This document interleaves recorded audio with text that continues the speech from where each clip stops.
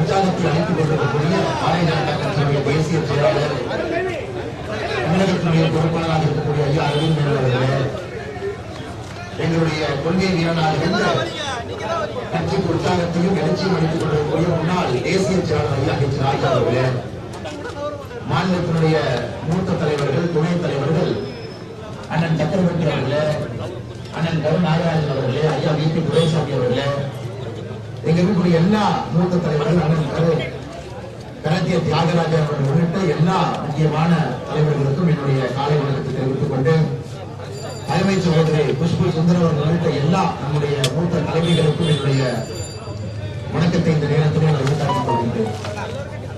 ஒரு மிக முக்கியமான காலகட்டத்தில் நாம் நின்று கொண்டிருக்கின்றோம்.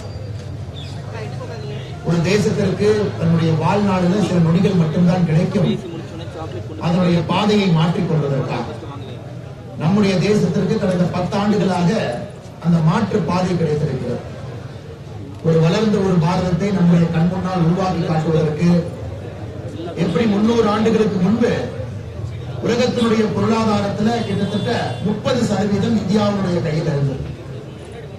ஆக்ஸ்போர்ட் பல்கலைக்கழகத்தினுடைய பொருளாதார நிபுணர் ஆங்கஸ் மேடிசன் அவர்கள் தன்னுடைய புத்தகத்தில் எழுதுறாங்க, 1700 காலகட்டத்தில் உலகத்தினுடைய மொத்த பொருளாதார உற்பத்தியில கிட்டத்தட்ட 28 விழுக்காடு இந்தியாவுடைய கையில் இருந்தது.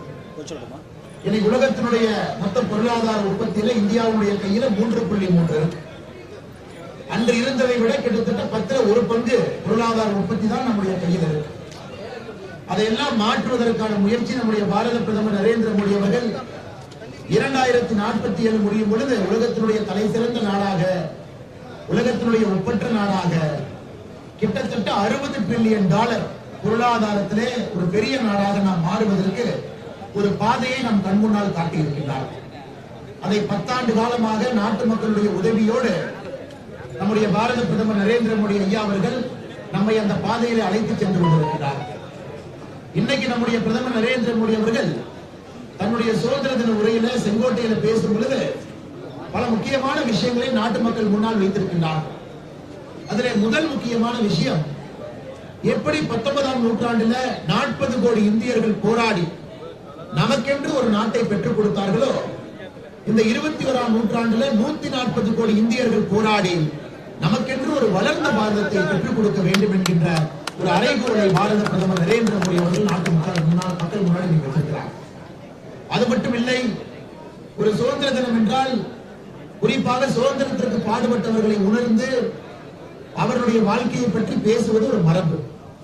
குறிப்பாக நாட்டிற்காக அவர்கள் செய்த வாழ்க்கை அர்ப்பணிப்பை பற்றி நாம பேசுவோம். இன்னைக்கு பிரதமர் அவர்கள் இதை பேசினாங்க. எப்படி இந்த நாட்டிற்கு இத்தனை ஆண்டு காலமாக நாம் வளர்ந்து கொண்டிருக்கின்றோம் என்றால், தன்னை அர்ப்பணித்து தன்னுடைய குடும்பத்தை கூட பார்க்காம இந்த நாட்டுக்காக அர்ப்பணித்தவர்களை பற்றி பேசினான். இன்னைக்கு தமிழக பாரதிய ஜனதா கட்சி நாங்கள் அனைவரும் நினைவு கூறுகின்றோம். தமிழகத்தை சார்ந்த சுதந்திர போராட்ட வீரர்கள் எல்லோரும் தங்களை அர்ப்பணித்து நமக்கு ஒரு சுதந்திரம் கிடைத்து அதை தேடி காக்கக்கூடிய வேலையை நமக்கு ஒப்படைத்திருக்கிறாங்க. அவர்களையும் இந்த நேரத்தில் நாங்கள் நினைத்துக் கொள்கின்றோம்.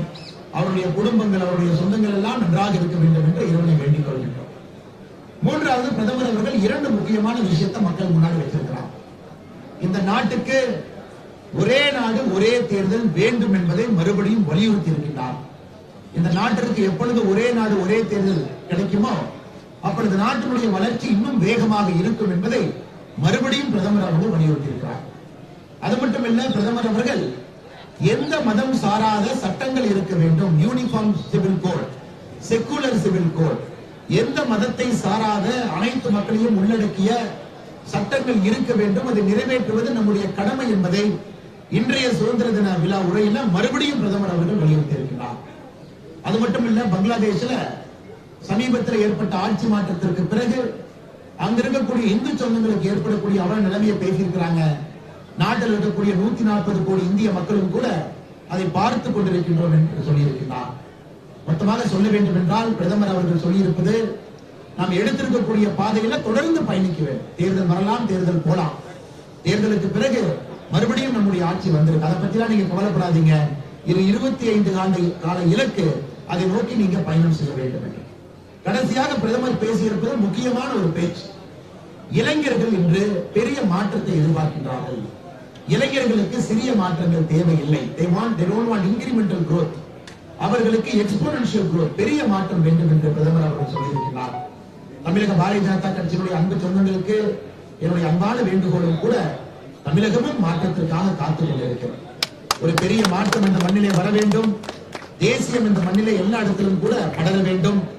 தமிழ்நாடு தன்னுடைய இழந்த அந்தஸ்தை திரும்ப பெற வேண்டும். மறுபடியும் தமிழகம் வளர்ச்சி பாதையிலே செல்ல வேண்டும்.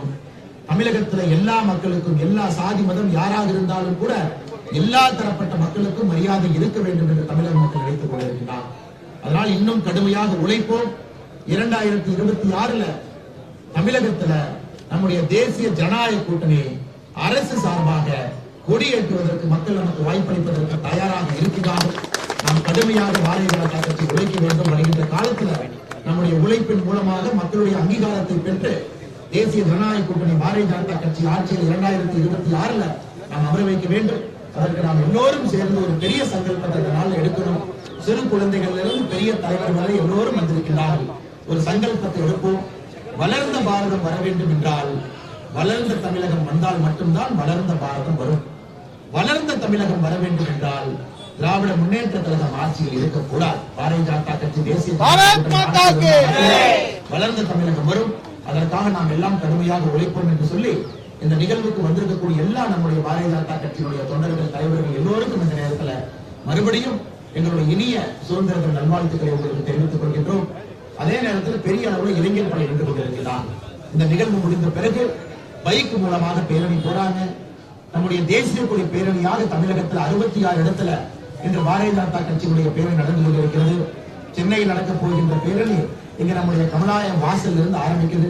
நம்முடைய தேசிய செயலாளர், தமிழகத்தினுடைய பொறுப்பாளர் ஐயா அரவிந்த் மேனன் அவர்கள் இந்த பேரணியை துவக்கி வைப்பாங்க.